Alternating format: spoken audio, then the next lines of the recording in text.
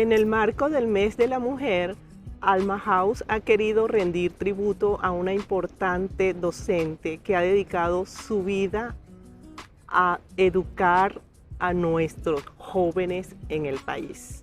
Se trata de la profesora Zeynab Rebeca Bulosen. Estamos acá en los jardines de la Universidad Católica Andrés Bello para entrevistarla. Buenas tardes, Rebeca. Buenas tardes, Alida. ¿Cómo estás? Muy bien, gracias a Dios. Me alegra. Nosotros felices de que hayas aceptado esta invitación. Y yo agradecida. Ok, dinos un poquito, ¿quién es Zeynab Rebeca? Soy venezolana, hija de inmigrantes que amaron este país como lo amo yo y que se ha formado en la docencia y también en el campo del arte. He trabajado toda mi vida en Venezuela, sobre todo en estas dos áreas, y amo a Venezuela y además de eso creo mucho en la juventud nuestra. Háblame de la profesora y de tu trayectoria. Yo comencé en la docencia hace muchos años, no voy a decir cuánto, son muchos años, y he trabajado en varios niveles educativos, desde niños como también jóvenes. Y creo firmemente en que la educación es la vía para alcanzar nuestro desarrollo y además de eso para hacer mejor a las personas, para mejorar las personas. Y esa es mi satisfacción cuando observo cómo a partir de un proceso educativo las personas van cambiando sus hábitos, van mejorando sus condiciones y además de eso van adquiriendo un conocimiento, una amplitud, una tolerancia, unos valores que por supuesto se los ha dado la educación. Hablas de que llevas muchos años en la docencia. ¿Tienes idea de cuántas generaciones has educado? Voy a darte un ejemplo. Cuando trabajé en la universidad, a mí tengo una retentiva muy grande con los rostros. Había una estudiante que me parecía familiar su rostro y le pregunté si ella había estudiado en la institución educativa donde yo había trabajado años atrás. Y ella me dijo que sí, que yo había sido su maestra de preescolar. Dios, qué Ahí memoria. me di cuenta, ella no había cambiado en sus rasgos faciales muy poco, pues. Y entonces ahí te dice un poco en los años que han transcurrido. Qué orgullo y qué satisfacción haber dado tanto a Venezuela Sí. en el tema educativo. Y más ahora yo creo que la docencia o los que somos docentes hemos sido probados ante la precariedad que vivimos en nuestras vocaciones. Es decir, el docente que está dando clase en la actualidad es porque es un docente de vocación. Porque lamentablemente los salarios son humillantes y el docente pues, ha tenido que claudicar a su verdadera vocación en aras de la sustentación diaria. Sin embargo, hay unos que somos tosudos e insistimos y hemos podido continuar porque es nuestra labor, para eso fuimos formados y en eso creemos. Sí, es una de las cosas que más admiro en ti, esa vocación, esa pasión por lo que haces y esa nobleza de corazón que te acompaña. Tú eres artista visual, También. profesora de arte. También. Cuéntanos un poquito cómo vinculas el arte con la belleza. Bueno, es una pregunta bien interesante. El arte está muy vinculado a la belleza. Claro, estamos hablando de dos conceptos que han cambiado en el tiempo, en el entorno y en la historia. El concepto de arte ha cambiado, el concepto de belleza ha cambiado. Sin embargo, nosotros pertenecemos a una cultura occidental y en Occidente el concepto de belleza nos remonta a la antigüedad griega, considerando que para los antiguos griegos la belleza era representada a través de las proporciones, de la perfección física, de la armonía, del orden. Este concepto, voy a hacer un breve recorrido para que podamos entender someramente cómo el concepto de belleza cambia en el tiempo y también en las sociedades, ¿no? Este concepto ha ido transformándose. Ya posteriormente, esta belleza no solamente era de las apariencias o de las formas visibles, sino también del plano inteligible, es decir, apreciado más allá de los sentidos. Y en la época medieval, la belleza también tenía una cualidad moral, es decir, asociada a la virtud. Entonces también no solamente era bello lo que era agradable a los ojos, sino también lo que era bueno, es decir, a la bondad, al bien, a la verdad. Y por supuesto, esto está directamente relacionado con la gracia divina. Es lo que se habla del pulcrum, donde el bien supremo, la gracia divina, tiene un esplendor o un resplandor tan hermoso, de tanta belleza, que las cosas que vemos, agradables, bonitas, vienen a ser un reflejo de esa belleza. Este concepto, posteriormente, con los artistas del Renacimiento, siguió siendo un ideal, pero llevado más a las formas particulares, a las formas individuales. Y eso, este ideal de belleza perduró por muchos siglos. Estoy haciendo como un abuelo de pájaro, ¿no? Un vuelo rasante por las capas históricas para darnos una idea de cómo esto ha ido transformándose. Ya en el arte, cuando digo en el arte, es porque también es, digamos, el gran contenedor de las imágenes del mundo, el hacedor de las imágenes del mundo, y se puede ver reflejado estas concepciones de la belleza. Ya Goya, por ejemplo, con esa etapa oscura de los caprichos y otras series, nos muestra que ya la belleza entra en otra dimensión. Ya no es una belleza ideal, hermosa, de armonía, de idealizada, sino que aborda temas más oscuros, la fealdad, las distorsiones, donde lo vamos a ver más contundente en el siglo XIX, a partir del realismo francés, cuando ya la belleza, digamos que la mirada aterriza, de estar tan elevada en esos ideales de belleza, aterriza en la cotidianidad. Y podemos ver en el arte cómo un entierro puede ser un motivo o un tema para una representación pictórica, como es el entierro de Ornans de Courbet.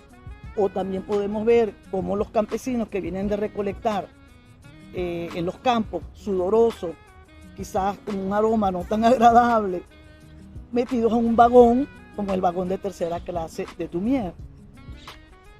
Esto es un gran reto o es un gran desafío a estos conceptos de la belleza. Es decir, ya el arte se dirige la mirada hacia otros objetos y otros temas.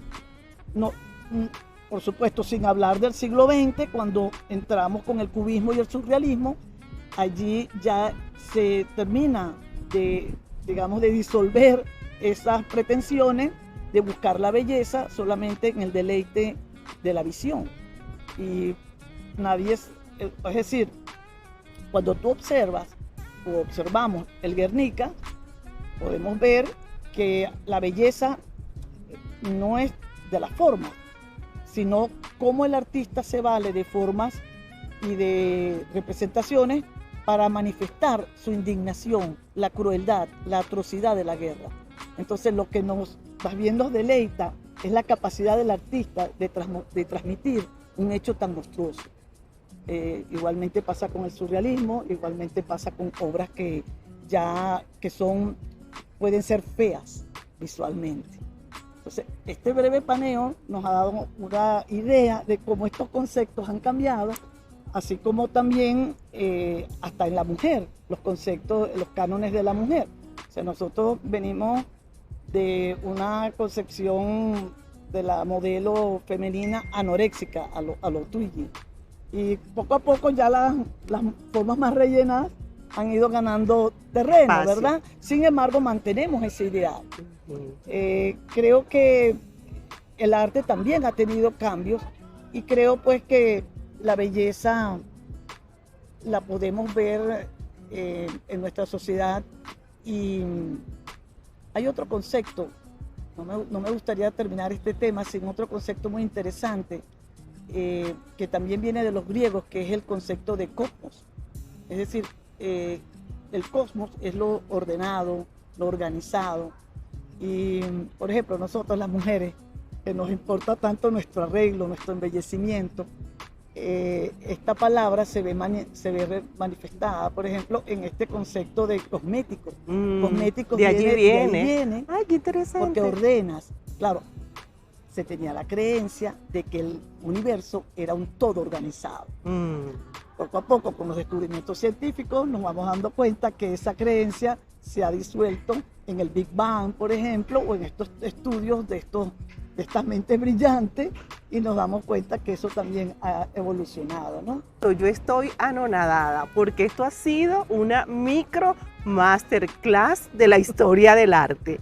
Cuéntame una cosa, ¿cómo transmites esta serie de conocimientos tan interesantes al común? Sí.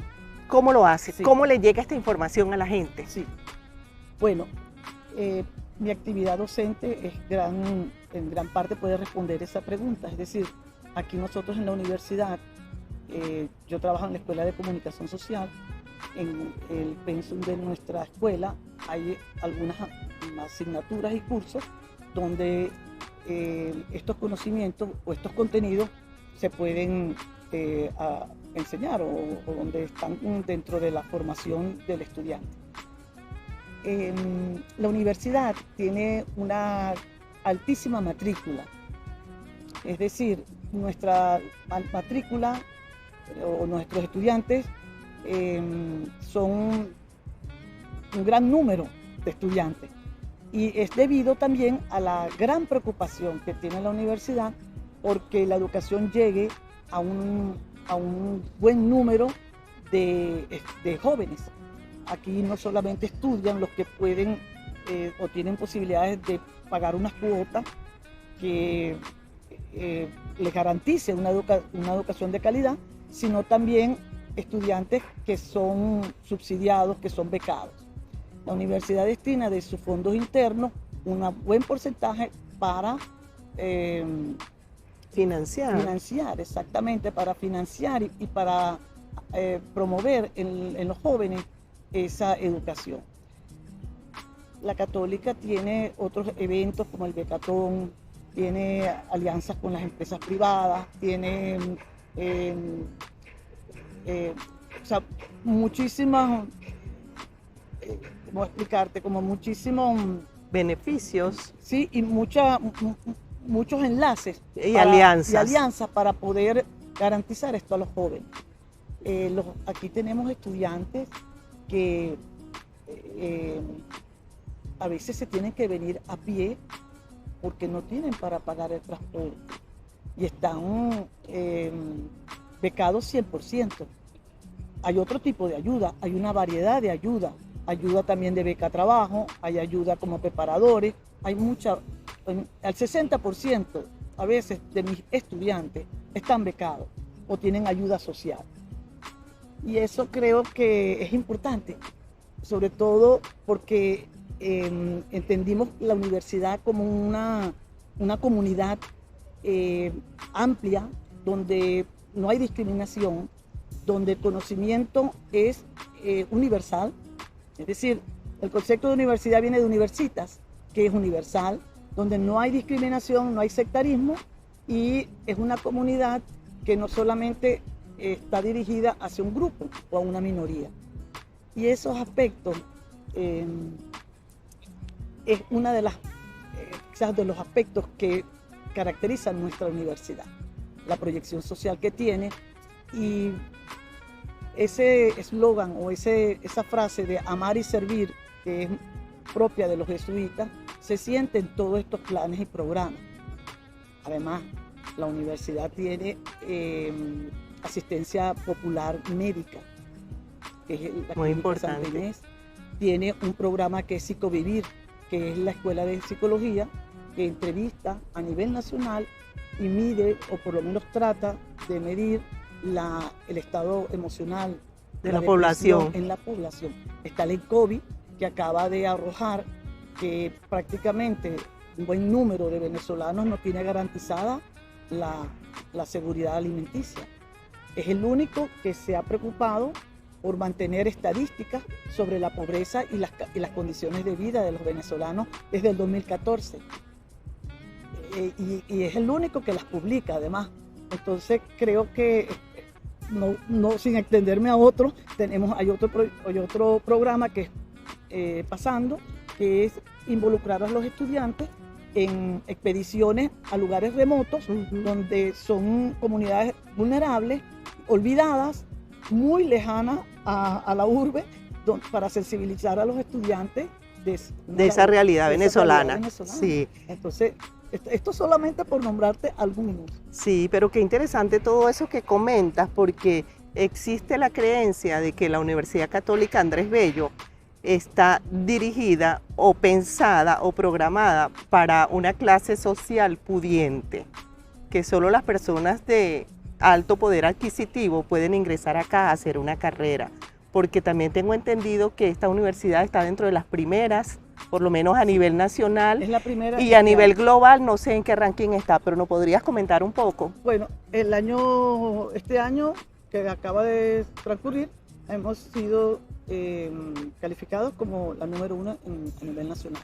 A nivel mundial o internacional no lo sé, realmente no manejo esa estadística, pero creo que con la explicación que acabo de realizar, puedes darte idea de cómo la universidad abarca una población que nunca podría tener acceso a los costos de una matrícula, y además de eso, la ayuda que tiene para que puedan obtener una educación de calidad.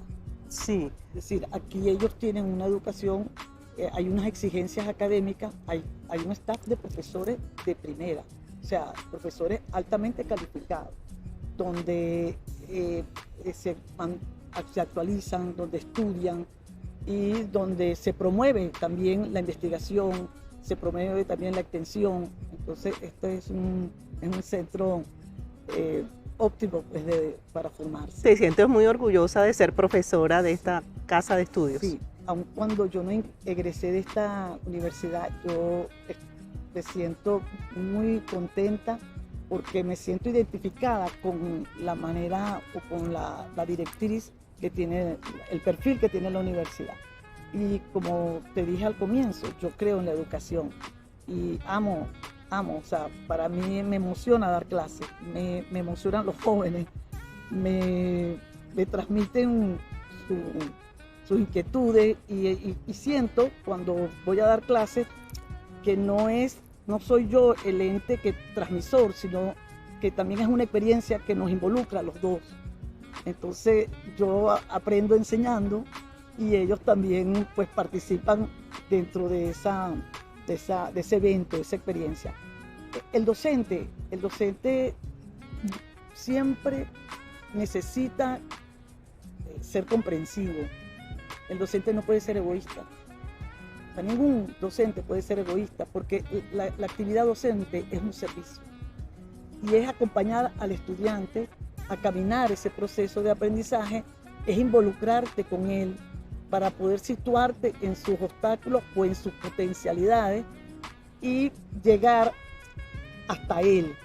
Que el conocimiento, que tú diseñes estrategias para que el conocimiento él pueda experimentarlo. Porque nadie aprende sino en sí, o sea, la persona es la que necesita aprender. Y el docente es lo que necesita es facilitar, proporcionar las herramientas para que el estudiante pueda entrar en ese proceso. Es un facilitador.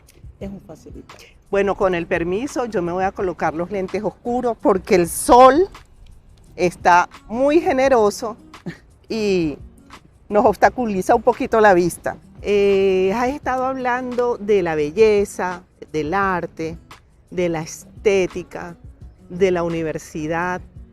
Se me ocurre preguntarte, ¿el buen gusto se puede educar? Pregunta compleja, Lida.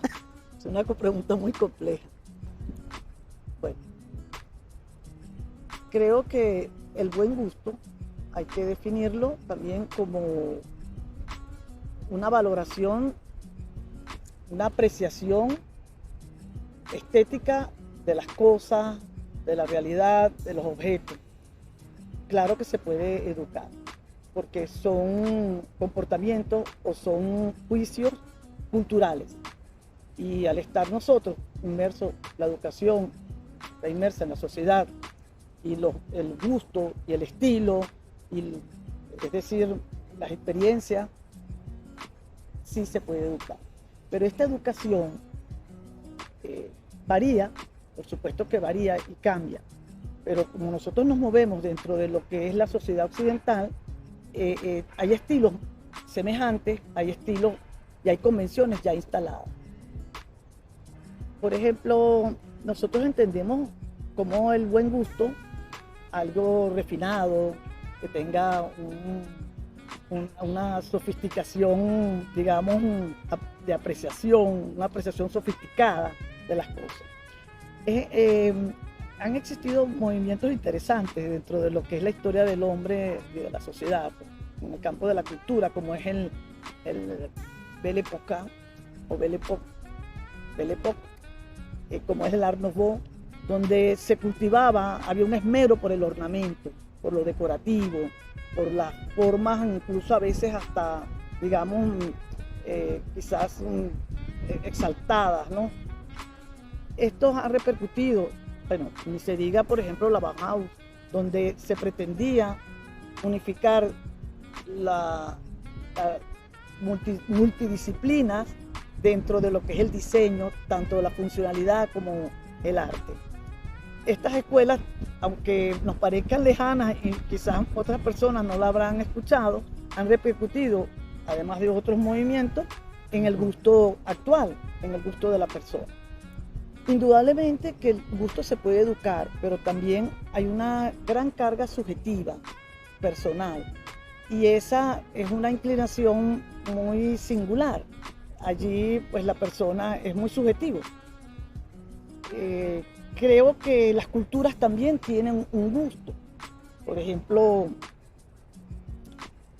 hay culturas del Medio Oriente donde observamos una sobrecarga de ornamentos y se habla del horroris vacuus, es decir, el horror al vacío, y eso ha generado en las filigranas, es decir, cuando observamos las alfombras persas u otra artesanía, esa cualidad minuciosa, de esa minucia de arabescos es propia de estas culturas.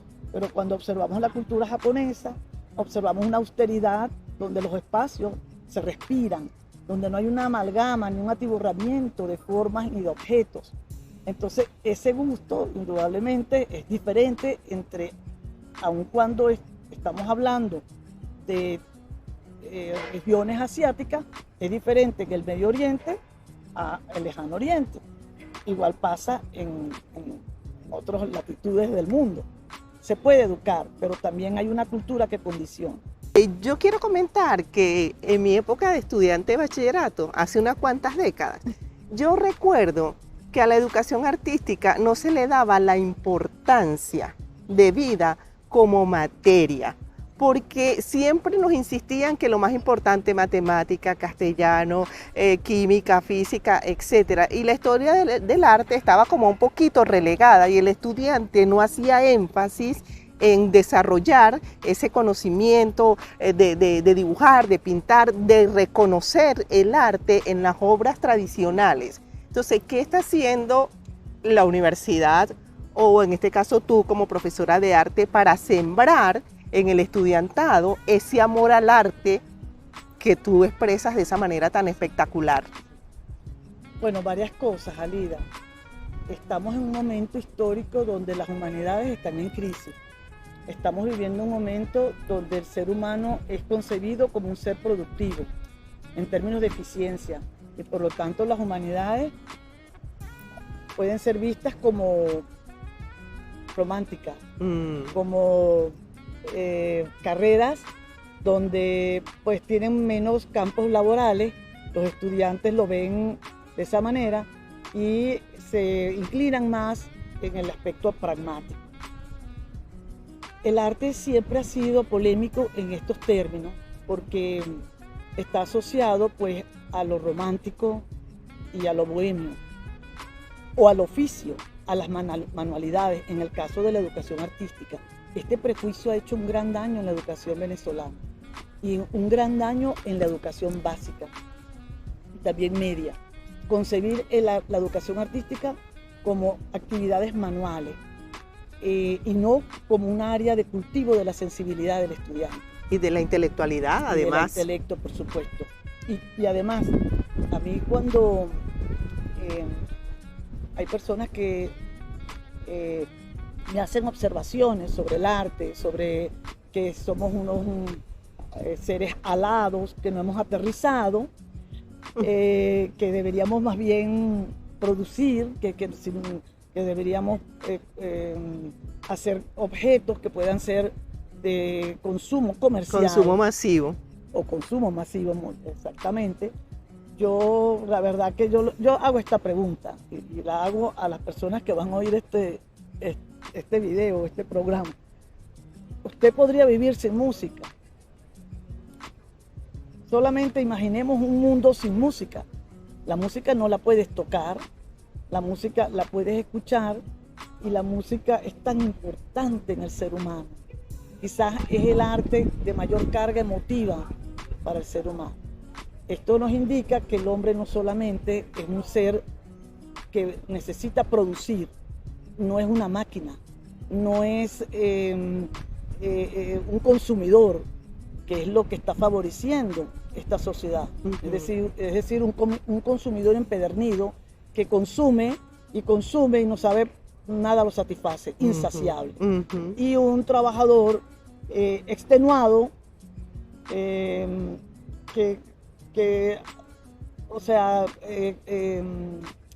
un trabajador extenuado que se niega a sí mismo. Es decir, parece simplemente como un autómata, produciendo, evitándose esa experiencia de disfrutar de una buena música, de una buena obra, una pintura, una escultura. Hablando de escultura, ¿qué te pareció el tema de las meninas recientemente acá en Caracas? Creo que como atractivo me pareció más un evento social o público, en mi caso sin ningún interés. El único beneficio que yo aprecio en este tipo de eventos es que las personas se puedan interesar por la verdadera obra de Velázquez, que es uno de los cuadros más extraordinarios y de una gran lectura dentro de la historia del arte. Pero este tipo de esculturas me parecen una aberración a lo que es la obra de Velázquez. Entiendo. Y creo que se usó más como una forma de turismo urbano. Las personas iban y leían con el código y entonces, pero realmente se tomaban la foto. Es parte de nuestra sociedad, la vida fotográfica que vivimos o la vida icónica, donde parece que la experiencia es una imagen. Y yo quisiera tener la esperanza de que a esas personas le haya interesado esta obra tan magnífica de la historia del arte, ¿no? Sí, que hayan ido directamente a la obra de Velázquez para enterarse de qué es realmente las meninas, su significado y la proyección a nivel mundial. Así. Sí, qué interesante, Rebeca. Rebeca, ya para cerrar esta entrevista que nos has dado con tanto cariño en el marco del Mes de la Mujer, cuéntanos un poco cuál ha sido el rol o el aporte de la mujer tanto en la docencia como en el arte. Una pregunta muy extensa, Lida. Voy a ser breve por el tiempo que tenemos y lo que puedo decirte es que los aportes han sido extraordinarios. ¿Qué ha sucedido con la presencia de la mujer en estas dos áreas, tanto en el arte como en la educación? Es que en la actualidad estos aportes se están redescubriendo. Hay una revisión de la historia, no solamente narrada desde la masculinidad, sino también desde la feminidad. Y eso ha hecho develar, descubrir presencia femenina que hasta el momento no se conocía. Por ejemplo, por decir así, que en este momento se me vienen a la mente los aportes de Montessori, todos los conocemos. ¿Por qué? Porque la mujer en el siglo XX, digamos que es el siglo de la mujer. Pero ¿cuántos aportes que no desconocemos de mujeres que han venido desarrollando a través de las capas históricas que aún no han sido develadas? Hasta el momento tenemos una historia en el arte donde hay una primacía masculina, pero cada vez más los estudios están siendo más profundos y están revisando, descubriendo este aporte. En el siglo XX, en el arte contemporáneo, está pleno de mujeres. Es algo impresionante. O sea, hay una lista, yo no te puedo enumerar, porque es una lista inmensa de mujeres trabajando en el ámbito nacional. Acaba de cerrarse un evento que fue auspiciado por la CAF, denominado Una Todas, de las creadoras venezolanas. La convocatoria esperaba 100, 200 postulaciones, pues han enviado casi 500 postulaciones. Wow. Eso indica que la mujer, muy en silencio, pero tosuda, sin pausa, sigue trabajando para expresarse y para desarrollar su expresividad artística o sus inquietudes. En el campo de la educación, pues igualmente, es decir, hay nombres que son quizás conocidos, como Gabriela Mistral, como Montessori, pero hay otros que son anónimos y que, sin embargo, han tenido una repercusión a pequeña o a gran escala. Yo también quiero aprovechar esta pregunta porque, aun cuando yo creo que la mujer es muy importante, y sobre todo en nuestra América, quiero que no se vea que nuestro enfoque es feminista. Es decir, yo creo en la familia, yo creo que existe el hombre y existe la mujer, y que el hombre no lo veo o no lo concibo como un ser antagónico. Es un ser diferente, pero es un ser complementario de la mujer. Es decir, la naturaleza masculina, la racionalidad masculina, procesa la realidad de una manera muy particular. Y nosotros las mujeres la procesamos de otra manera, pero no desde puntos de vista adversos o contrapuestos, sino más bien complementarios. Y creo que esa visión es la que nos está faltando, sobre todo en las nuevas generaciones, donde hay un auge, un repunte del feminismo, pero visto más como la negación de la dignidad femenina. No, yo creo que nosotros el respeto y la dignidad es de ambos. Y así es que se construye una sociedad. Excelente. Bueno, ella es Seina Rebeca Bulosen, nuestra invitada especial de esta tarde. Muchísimas gracias, Rebeca. Gracias a ti, Alida. Gracias a ti.